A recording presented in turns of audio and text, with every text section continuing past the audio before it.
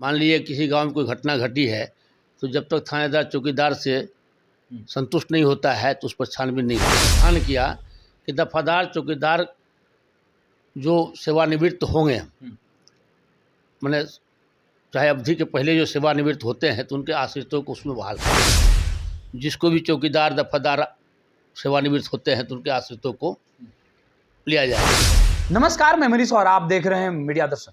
22 जुलाई से बिहार विधानसभा मानसून सत्र की शुरुआत हो रही है।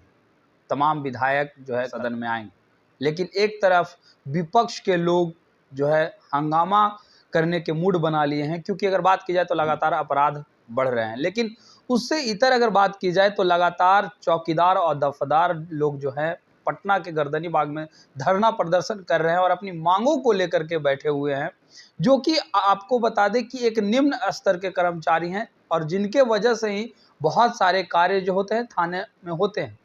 हमारे साथ इसी मुद्दे पे बात करेंगे, विधायक हैं खगड़िया से छत्रपति यादव जी। सर, क्या कहेंगे? चौकीदार दफादार लोग लगातार जो है धरना प्रदर्शन कर रहे हैं। आपको हम स्वागत करते हैं, आपने इस मुद्दा को उठाए हैं। चौकीदार दफादार समाज के वैसे तबके में से आते हैं जो पुलिस की विधि व्यवस्था में गांव के अंतिम छोर तक वही काम करते हैं और उन्हीं के अनुशंसा और रिपोर्ट पर जो है आगे कार्रवाई होती है। मान लीजिए किसी गांव में कोई घटना घटी है तो जब तक थानेदार चौकीदार से संतुष्ट नहीं होता है तो उस पर छानबीन नहीं होती है। तो बुझिए चौकीदार किसी पंचायत में बहुत महत्वपूर्ण व्यक्ति होते हैं। तो एक व्यवस्था किया गया था, चौकीदार चूँकि समाज के बीच में काम करता है तो उसको हमेशा भय बना हुआ रहता था कि गुंडा से, गलत लोगों से हम पर कुछ कर सकता है, कार्रवाई करेगा, मारेगा, पीटेगा, एक घटना घट जाएगी।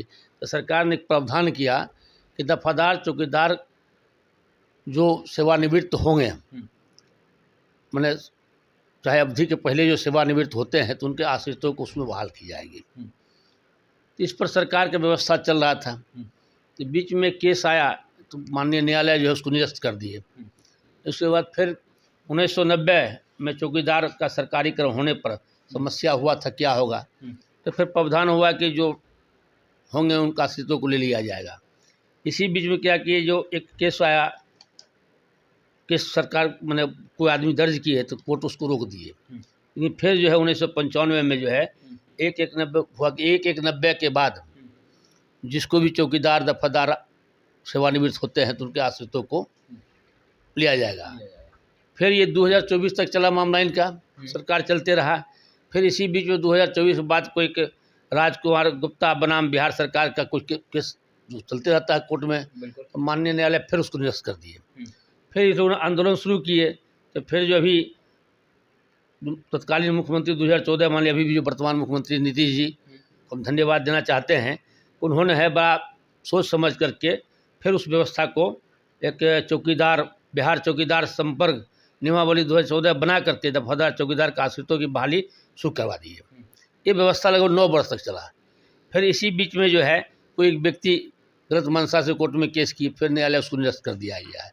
अब इसी के लेके चौकीदार के जो परिवार हैं, चौकीदार जो हैं, धरना दिए हुए हैं कि सरकार इस पर पुनर्विचार कर करके जो माननीय न्यायालय 25/2/2023 का जो निर्णय दिए कि इनके आश्रितों की बहाली नहीं हो सकती है, उसको निरस्त करते हुए और सरकार अब अध्यादेश लावे, बिहार सरकार विचार करके पुनः दफादार चौकीदार के आश्रितों को जो है बहाली में व्यवस्था दिया जाए। इतना ही नहीं, 2020 से मामला भी लंबित है। जो जिला, प्रत्येक जिला में, चाहे खगड़िया हो, समस्तीपुर हो, सहरसा हो या पटना हो या अन्य जिले में, कि जिला कलेक्टर की अध्यक्षता में एक बैठक होती थी, जो आश्रितों के परिवार का मामला आता था उसका नौकरी मिलती थी।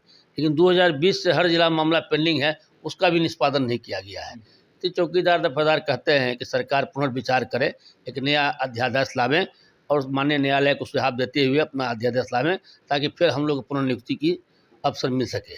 तो क्या छत्रपति यादव जो है कल सदन में या जब भी इनका काल आएगा बोलने का, उस वक्त चौकीदार दफादार का मामला उठाया जाएगा? ध्यानाकर्षण लाएंगे सरकार को, हम ध्यानाकर्षण लिख देंगे, कोशिश करेंगे कि जो सदन में स्वीकृत हो जाए, इस पर बहस हो, सरकार का ध्यान खुले और माननीय मुख्यमंत्री जी जो उदारवादी नीति के हैं, हर तबके के बारे में सोचते हैं, जब उन्होंने 2014 में चौकीदार, बिहार चौकीदार संवर्ग नियमावली बना करके लोग राहत दिए, हम उनसे आशा रखते हैं कि फिर एक बार इस तबका के लिए प्रति पर ध्यान लावें और पुनर्विचार करते हुए फिर इनको नियुक्ति का मौका दिया जाए। कल सदन में हम लोग बोलेंगे, हमारी जब बारी आएगी, मान लीजिए ध्यानाकर्षण लाएंगे, 4 दिन का सदन है, 3 दिन के अंदर में कभी न कभी इसकी मौका आएगी, सरकार को ध्यान आशा करेंगे और होना भी चाहिए, क्योंकि बहुत निम्न स्तर के हैं।